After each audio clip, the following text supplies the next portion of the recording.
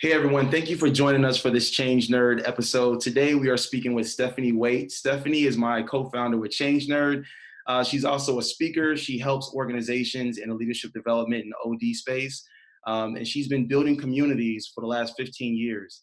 She's currently the president of ACMP Midwest, the largest chapter within ACMP. So she has a lot of expertise, especially in the world of professional development. So Stephanie, thank you for carving out time to have this conversation.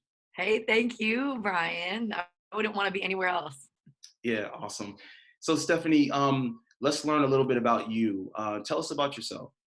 Okay, wow, that's such a broad question. Um, there's so much to cover. I'm really excited to be here, and to just who I am in general. I consider myself, people are my passion. I started off actually in education. My background is in science education. I taught in the inner city for a while, learned a lot about change management, behavior, people. And then I actually transitioned into the education space more in the adult world. Did a number of sort of consulting situations. I worked for a number of really excellent companies, large companies, Fortune 150, et cetera, Yeah, helping them with large scale global strategic learning initiatives, OD, change before it was really change management, yep, before everybody really knew that it was a hot buzzword on the street. And then really moved into the leadership development space. I have my master's from Northwestern, which I'm sure many of you are familiar with, the MSLOC program. So, Masters of Science in Learning and Organizational Change. And now I do a number of different things, including in the healthcare space, doing leadership and organizational development. that's awesome. That's awesome. So we're talking about professional development, but I want to go a little deeper into kind of your personal journey, right? In our conversations, I've learned so much from you about the importance of energy and wellness and things of that nature. But kind of walk us through kind of your growth in a sense of graduating from high school, going to college, pursuing a degree, pursuing certifications, jumping into the world of coaching, and then even your own journey around understanding the importance of energy. Like, how did you yourself develop over time? And were there any influencers or books that you read to help you kind of bring your best self to work? Yeah, sure. So I just want to give a huge shout out to everybody and anybody who has been in my community, who has chosen to, stick with me either for a day or over the course of a couple of years. I've learned so much from other people. I would say that is probably my number one teacher. I've learned also what not to do and what doesn't, sort of vibe and jive with my energy as well. Yeah, So I'd say first and foremost, it's the people that I've chosen to surround myself with and the people that have been fortunate enough to have in my community, including yourself. So yeah, yeah, I would say that's the number one thing. Really, when I think about my professional development, I have had such incredible mentors and coaches who I was able to really listen and learn from and figure out, wow, this individual, I want to be like them. And I think when you're younger and you're starting out in your career, you don't really put your finger on it, but that's the sort of essence around it. It's, I want to be like that person. Wow, that's they true. have something about them that's an it factor, and I want to learn what that is. So I'd Mhm. say that was very early on when I was in high school and into college. I started just meeting people and putting myself out there and learning one thing from each person that I met.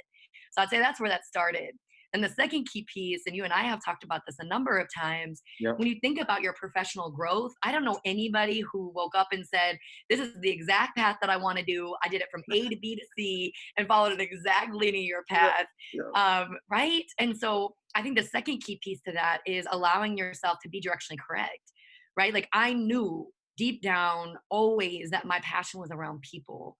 Yep. I wanted to, in some way, shape, or form, help people get to where they want to be. And that's my own personal mission and vision for myself. Yeah. And I do a lot of values work. You talked a lot about energy before and, Yeah. how do you grow as a professional, even just a person. I do a lot of values work. So, what are my key and core values, and how am I making decisions in alignment with that? So, I think it's another key, huge piece of really knowing yourself and continuing on your professional development path. I would also say some of the most incredible and situations that I've been in, really great organizations that have taught me the value of having the credential or having the value of formal education, because it unlocks so many doors. Right. I think anybody and everybody can go to the same school, get the same credential and the same certification, but utilize it and parlay it in so many different ways. So I think sort of the third key piece to really understanding my own growth and professional development was to have a community to plug into. I was learning all of these things, but I didn't necessarily know how to apply it, Exactly. or I didn't necessarily, right? Yep. Or I didn't necessarily know that this existed in the finance world or it existed in the healthcare world. You sort of grow up in your space learning a certification, but then you meet other people along the way. So I'd say those are probably the top three key components to my own growth and professional development, especially about energy. I used the term directionally correct before, and Brian, you and I spent so much time Yeah. talking about your decisions don't have to be perfect. Yeah. If it feels right, right? I know it sounds kind of abstract, Yeah. but it feels right, it's going to be right for you, and it's right and perfect. Either you're supposed to learn something from it, Yeah. right, and or you're supposed to grow from it, and maybe it's both. Yeah. So I don't necessarily see any situation as a failure or I made a mistake. It's, wow, for some reason I was gravitating towards that scenario, and I learned something from it. Yeah. Yeah, I love that. I love that. And there's a couple of things you said I want to highlight because you're right. It does start with you wanting to be like someone else, right? Like they have that it factor. You're like, what is it? What helps them do that? And Yeah. you want to become that person. And then the other thing is, even after you get your degree or a certification, you really want to understand how are other people leveraging this knowledge and expertise either to make more money or to like just do better work, right? So those are the things I love that. What brought you into ACMP? Like, Yeah. change management is becoming like the new buzzword. There's this association that pops up. Did you, did you admire like a previous president of ACMP and you were like, you know what, I want to hold that role? Like, how did that happen for you? Yeah, it's so fascinating because I talked about being directionally correct, right? And community was such a big thing for me. And, I had met somebody who was on the current board of ACP Midwest, and she was somebody who was a confidant, somebody who, I really admired for her work ethic, tenacity. And I knew at some point I wanted to engage in a board that was doing something, an association or community board, something that was really going to make an impact, either on a professional sort of topic or concept, and or something that was going to be community driven. And Yeah. we were actually having coffee one day, and she said, we're looking for a director of membership. And I learned about ACP Midwest, and I think you and I were talking earlier. Yeah. I didn't know that change management, years and years and years ago, is like a thing. It was like a name, right? I had grown up in the learning world and like the education world, both with 16 through 21-year-olds, adults, working in corporate culture. And it wasn't until I really got introduced to ACMP Midwest that I realized it was such an incredible infrastructure and almost empire, Yeah. and really the glue that held a lot of corporations together, whether it was a formal role or not. So while listening, and again, as I said earlier, plugging into the community, I learned my whole entire life I was doing change management and transition management. Exactly. I was working with a group of people and helping them get to where they wanted to be. I was just using my own mastery and concepts in learning, development, leadership development to help people get to where they wanted to be. And if I was internal, it was within, so the purview of the organization. Yeah. So I think one of the most powerful characteristics of what I really connected with in change management is around sort of this behavioral entity, right? Behavioral economics, which is sort of a hot concept that comes up. Nudge is an excellent book. I'm sure most people Yeah. who are listening to this have read it, but really, change is excellent. You can make the most beautiful change plan under the sun. Yep. You can follow the process perfectly, but it's about the people at the end of the day and helping them understand where their picture, where their part is, and what the plan is that they're able to follow to meet that purpose of why we're doing the change. So Exactly. I think I got really excited. There was a name for the long-term sort of work that I was putting in, the credentials I was getting, and why people were feeling like they could be influenced in certain situations, why it was working certain times and why it wasn't. Yeah. So yeah, so now I'm lucky to be in this position. I started as the director of membership, and then held the VP role. And if you would have asked me a couple years ago, hey, do you want to be the president of ACMP Midwest? It wasn't something that I had, put on my calendar, but being, Yeah. sort of following your own advice, right, and coaching yourself, really being directionally correct, it was the perfect and just perfect opportunity. So I couldn't be more proud and more happy. Our board is incredible. And most of the time, most of our people have made direction correct decisions as well, where Yeah, they've been a member or volunteer, and now they're a part of the board. So I'm really that's excited about that. That's awesome. Let's talk about the evolution of professional development. If we were to think about the members in the ChangeNerd community, majority of people were born in the 70s, 80s, 90s, for the most part. And we we went to school because it was the right thing to do, right? We chased, degrees, and then some of us chased certification, and people like myself just got way too many degrees. Like some people just went above, but like, but for me, at least I'll speak for me. My grandmother said, Brian, promise me you'll go to college, right? Right. And mom and dad, scraped a penny here and there, like, look, we're gonna make sure you go to school.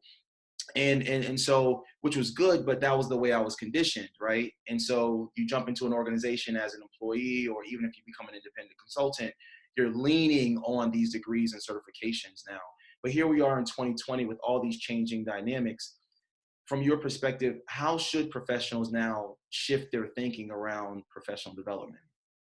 Yeah, that's a great question. And I think something that's really hot right now, especially when people are retooling their learning and development infrastructure and architecture, they're thinking about their own change culture. They're thinking about their own just culture in general. When you think about professional development, I think about it in two sort of buckets or a dichotomy, if you will, and they're not exclusive of each other. But one is really, what are your job specific role requirements? That's really when you think about your long-term path or being directionally correct in your career. If you do have something where like, I want to be the X person in this role, typically there are some professional development certifications, degrees, things along those lines that you will need to have just to check the box. Yeah, Now, also in addition to checking the box, you're learning things, obviously, or you hope that you're learning some things across the way, right? yeah, But sort of job specific is one area to sort of think about, where do you want to go? Where do you want to be? And part of that is you might want to leave that open, and job specific, professional development is really about every couple of years, I'm just retooling and rethinking about what my long-term goals are. I know for myself, this role, the title existed, but the role, the functionality where I was didn't really exist. It grew with the organization. And you had used the term earlier, yeah, Brian, around job crafting. That's such yeah, a hot topic right now. yeah, So when you think about professional development and job specific requirements, it sort of requires you to have a directional correct path that's traditional, but then also keeping yourself open to really understanding where might this industry go long term. So that's one. The second bucket is really focusing on your own personal growth and development, right? Really thinking about your own professional development as an individual. It may not be what the organization needs, it may not be what the role needs, but how do I become an even more effective professional? Not yes, necessarily just job role specific, right? yeah, yeah, yeah, So to be an even more effective professional, professional development concepts can be around communication. It can be around effective conflict resolution and rebuilding. There are these key and core common sort of leadership development, soft skills, professional development skills that are continuously and consistently out there. So I would say professional development is kind of in those two tracks at this moment, and people are starting to rethink how they restructure it. I was going to say, you had brought up a great point, and you and I have chatted about this so much, but yeah, I think a lot of times too, I want to talk a little bit about identity, right? I, absolutely. I think a lot of people, when you get into a role, you built your career. You said, my parents have groomed me to be in college. There are a lot of individuals who are first generation college, or Yeah, maybe didn't go to college, but have really ascended the ranks due to their, personal soft skills in the professional development space, and yeah, don't need that specific paper degree. So I think a lot of times job really starts to coincide with identity. And a lot of individuals will sink their identity into their current role, and we get so caught up in it. So something, there's a blip on the radar, or something happens where maybe our role is eliminated, or our role is shifted, and we don't have that next new degree or credential or experience, and we don't become the ones that are primed for the role. yeah, How do we make sure that we're fulfilling our identity elsewhere from a professional development standpoint? And that's where you and I, have talked a lot about. That's why I really was involved with ACMP Midwest. That's why I'm really plugged into the Northwestern MSLOC community. This is why you and I are really a part of ChangeNerd, and yeah, really put all of our heart and energy into building a community that people could plug into. yep, So yep. how are you developing your identity with puzzle pieces rather than just seeing the full big picture? Um, Yeah, no, I love it. Now, it sounds like a logic question. I don't think the answer is logical, but how can professionals calculate the value of their their current education and expertise? Yeah, I think part of this, right, is we can look at the numbers. We can look at, and you had mentioned this earlier, like the degree number, how much did it cost for you to go to school, et cetera. There are all those tangible pieces, right? But really, at the end of the day, and where I really focus in on is, does it allow you to be forward moving? Does it allow you to move? That's really for me the true calculation about professional development. And the move can be lateral, the move can be a baby step to the right, the move can be vertical, depending on how much effort and energy you're putting in. There's a whole bunch of calculations you can do for return on investment, return on objectives, return on earnings, Yeah, yeah, all of that stuff. But when it comes to professional development, I really truly believe it's a soft calculation around, does it allow you, the opportunity to move? So that's number one. I yeah, would say number two is, does it bring you joy when you're going through these processes and programs and credentials and school? Is this something that's bringing you joy? It's feeding your soul. It's allowing you to gain momentum and energy. Is it, powering you up? And yeah, if at the end of the day you're like, man, this is not directionally correct for me, it doesn't feel right, my energy is not on. Now, granted, some of us have been through grad school. I've been there at 4 a.m. with like coffee, being like, this doesn't feed my soul, right? Like, just being real, yeah, okay? yeah, I'm more talking about the overarching sort of mindset. I knew, when I decided to go back to school, that it was going to be a huge investment for me, time, financially, energetically, not necessarily like the expensive relationships, but you knew priorities changed. yeah. So that's also part of the calculation that you got to do, or you need to do, when you think about, as a professional, how am I, sort of, jumping into this job specific role? And then secondarily, am I becoming an even more effective professional than I was yesterday? Yeah. So Stephanie, I'm going to try to put the pieces together. So when you think about the future of professional development, I think it starts with knowing yourself and For sure. understanding you, at least directionally understanding who are you becoming or who do you want to become over the next 18 months, 5 years, 10 years. Sure. And then kind of crafting your own ecosystem of knowledge so that you can improve yourself. So it's not necessarily thinking about what the organization needs, though you'll have to Yes. focus on that at times, but it's more so around, how can I leverage communities, my degrees, other degrees, whatever, a podcast, how can I leverage Mhm. the ecosystems to help me? Is that correct? Yeah, absolutely. And I think, ecosystem is the perfect word, not just because my background's in science. So thanks for, for bringing that in. Yeah. I think too, what I talk a lot about is this cross functionality. I think, now that we know that, our markets, our communities, our organizations are globally focused, even if you're just here locally, you're thinking about, how can I become an even more effective change practitioner? Can I learn more HR processes? Can I learn more about the HR sort of employment law space? That might help me understand my change ecosystem when I'm helping somebody else with the project, or Exactly. as an executive, right? So how can you really embed some cross pollination and cross functionality into your professional development sort of pathway and ecosystem? I think so often, to your point earlier, when we have job specific role requirements, so often we get very narrowly focused and microscopically focused on building depth, Hmm. right? And a lot of times when we think about building depth, that's excellent, especially if you're a surgeon or you're doing something that's very technical. We also have to think about the breadth. How else can we really parlay that depth information and think about the breadth of what we could learn to help us more broadly think, right? Be a little bit more innovative. One of my key concepts that I love doing whenever I'm doing change projects or learning projects is, I think a lot about biomimicry. I don't know if we've talked about this before, but how does nature deal with the same challenges and problems? If you're thinking about a community issue and you want to get a message very quickly across, an organization, how does nature, how does the environment deal with those same problems? So you go out, you take a look, and you look at a weed, for example, right? A Yeah. weed can send off messengers, and within 24 hours, all of a sudden you got 50 dandelions growing in the back of your house or in your yard. You can take those same concepts. How does that look? How does that work? How can I create that within the organization? So maybe you create little messengers, right? And they're the ones that are going out. So that's also the concept of change champions. So you can kind of look differently, cross pollinate, and look cross functionally at how other people are dealing with the same challenges that you are, and take a look at that from a professional development standpoint. I love that. I love that. So there's a lot of people in our community. When you think about professionals in general, just the kind of nature of work, a lot of people have degrees, a lot of people have certifications, And there's a large number of professionals that are also tied or associated. They're part of professional associations. So Sure. someone just like you who's leading a professional association, but you also have degrees and certifications, like how should professionals think about that? Is it a or is it an and? Sure. Yeah. You know the answer to that 100%.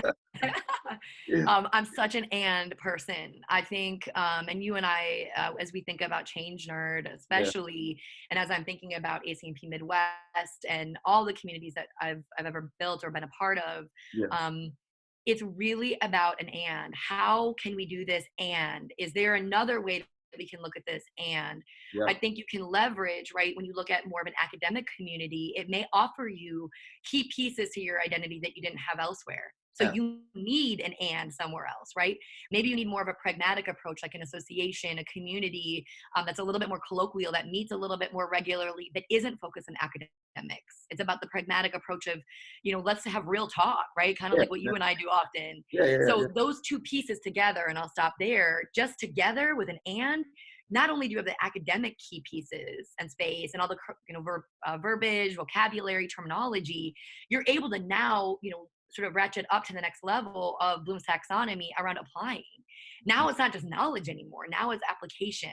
I'm able to take that and evaluate the projects that I'm working on, and actually plug into a new way of doing something. Yeah. So 100% and hands down. Yeah, yeah, absolutely. I was talking to someone in the ChangeNerd community, and they were asking me, they work in HR, and they were like, "Well, hey, I'm a part of SHRM," and I was like, "Look, join SHRM, join Hacking HR, join ChangeNerd. Like, you want to get as much information as many perspectives as possible, right? It's not an or, it's an and type of situation, Yeah. right? Yeah, Totally. and I think you and I always talk about, especially in ChangeNerd and ACP Midwest and HR Hot Seat and all of these other organizations, for us, kind of the common theme for you and I as leaders is really around like collaboration over competition, right? I think Exactly. a lot of times, right, you get into these spaces where, it's a competition, or I have to learn something over here and not there. But it's really about, maybe they're talking about the same concept or same topic. And at the end of the day, it's just a different conversation, because the type of people that are in the room might offer a little nugget of information that might help you think more broadly. And I think as we talk about the future of professional development, the cross functionality, the cross pollination, the community is going to be 100% the key to building your future the next 5 to 10 years. Yep. Who do you know? How do they help you think differently? And then how have you reflected as a professional to either course correct a little bit, maybe change the degrees a little bit, maybe Mhm. go all the way over to one side, but then you swing all the way back over to the other side. Yeah, But at the end yeah, of the day, you're really being directionally correct for the path that you want to sort of chart. absolutely. And then, what's your perspective on how do you integrate all of this so that it doesn't become overwhelming? Because, Yeah. right, ChangeNerd, we have events every week, professional associations, they have events. And then, like, how do you bring this all together where it doesn't feel overwhelming? It feels kind of organic and you're just learning along the way. What are your thoughts on that? Any tips? How do you manage it all? Yeah, right. Most people are like, do you sleep? I'm like, very well, very well. And I have a great work-life balance at the Right? moment. I think part of it, I said this earlier, so maybe I'll come full circle, is when you really do some work around your value sets and internally kind of where you are. One of my key values I'll share with you is uniqueness. It's always been uniqueness. I love to hear different opinions. I love diversity of thoughts, even just within geography. Yeah. I think long term, allowing yourself to sort of think differently about things really starts to help you sieve through the concepts that are attractive to you and the concepts that may not be. Yeah. So I think long term, managing all of these, you start to kind of figure out what might benefit me, maybe in my job, specific sort of function, what might help me become an even more effective professional. Tips for me is I have calendar invites all the time. If I'm gonna go to an event, it is on my calendar. Otherwise, I will 100% forget. Yeah. I think the other key piece too is there are so many associations to be a part of, to be members of, and those are all ands. Is there one that you may, if you're just getting your feet wet, that you might want to join, and learn a little bit about it before you join, right? Like learn what their values are, learn what the mission is, learn what the vision is, learn what the community has to offer, and see if that fits within something that feels right for you. It doesn't necessarily have to be a big calculation. It can be, let me try this out for a couple weeks, right? And you can always step out if you need to. But long term, I think most people, when they're like, I'm curious about this, they tend to sort of stay in the community either forever or becoming even more value add to the community itself. So, yeah. Yeah, something else too that I've gained to appreciate around professional development is um, it comes across as like randomly reaching out to people, but it's not random. It's actually really intentional. I Sure. wouldn't say like over the last 2 years, I didn't start doing it, but other people started reaching out to me to say, "Hey, Brian, I see that you're popular in this change management space. Can I chat with you for 15 minutes just to understand what that is?" Right? And then even getting changed off the ground or trying to learn about other things, I've reached out to people on LinkedIn. I didn't know them. I just shot in the invite and said, "Hey, I want to learn. Can we talk for 10 to 15 minutes?" And now it tends to happen all the time. So for you, how often do you reach out to others outside of like your direct network? And what do you recommend for other people listening to this conversation? Yeah, that's so great, Ryan. Thanks for asking that. So you hit it on the head when you first started talking, which is, I just want to reach out and create. And people think about it like networking. Whenever I think about networking, I think of like slapping sweaty palms and everybody's shaking Right? hands. It's like, hey, like, right? I think the key piece, and this is what I teach, especially where I'm at now, and anybody who asks me about networking or whatnot, I always say, think about it as you're building your community. Think about it as how are you adding value to them first before you're making any asks. Because at the end of the day, if you're truly reaching out because you want that person to be a part of your community, there are no asks right up front other than just some time to get to know somebody, because your community and who you keep close and who is in your circle, it's a two-way street, right? You're also deciding, is that somebody that respect, somebody that you want to continue on with long term. So I think one of the key pieces, I would say, how can you add value to somebody first before you ask for something in return? Yeah, yeah, absolutely, absolutely. So, Stephanie, thank you so much for having this conversation. I know it was incredible, just so valuable. I appreciate you sharing all your concepts and insights. Any last words for you? Yeah, but join a community. Right. Let me know. Reach out if you guys need anything. Brian and I are always here for you as well. Yeah, thank you all for having me. Awesome. All right, Stephanie, thank you so much. This concludes the webcast.